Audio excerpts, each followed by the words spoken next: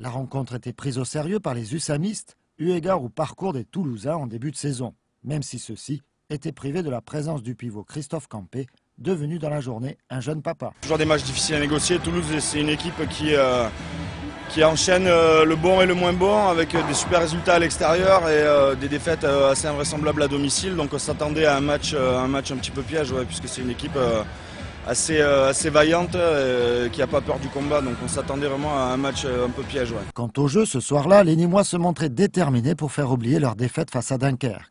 D'entrée, les hommes d'Alain Porte muselaient ceux de Laurent Bézot, grâce à une défense intraitable et un William Hanotel à la hauteur du trophée reçu quelques minutes auparavant. Le bloc défensif gardois était efficace à tel point qu'il fallut plus de 6 minutes aux Haut-Garonnais pour décoller au tableau de marque. Le match fut maîtrisé par l'USAM, notamment par l'entreprise de Guillaume Sorina, qui se montra particulièrement à son aise dans le rôle de canonnier. On a essayé de vraiment mettre en place ce qu'on avait bossé à l'entraînement, à savoir un jeu sans ballon, en contournement. Ça a bien marché en première mi-temps, ça nous a permis de creuser un petit écart qui au final nous est salutaire puisqu'on termine à 5 buts et donc c'est une bonne chose. Ainsi, tout au long des 30 premières minutes, le SAM ne fut jamais inquiété, tant et si bien que le comportement du collectif incita l'entraîneur des Verts à opérer quelques changements de joueurs. Au coup de sifflet indiquant la pause, le tableau de marque se faisait l'écho de la domination usamiste. À cet instant, on eut l'impression que le match était plié. Non, non, absolument pas. Ça, c'est une fausse impression. C'est que tactiquement, il y a des choses qu'on ne sait pas faire. On perd des ballons beaucoup en deuxième mi-temps, c'est pas normal.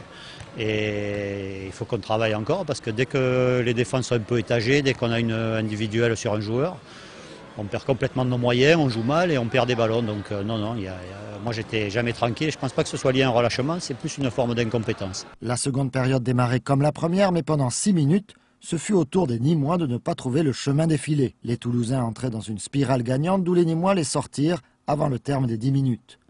Aidé par William Hanotel, constant dans son efficacité.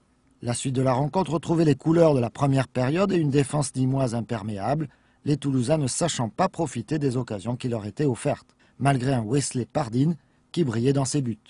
Au final, une victoire acquise pour l'USAM, logique et révélatrice du parcours qu'il reste à faire pour que les résultats accompagnent encore longtemps le plaisir exprimé par les hommes sur le terrain.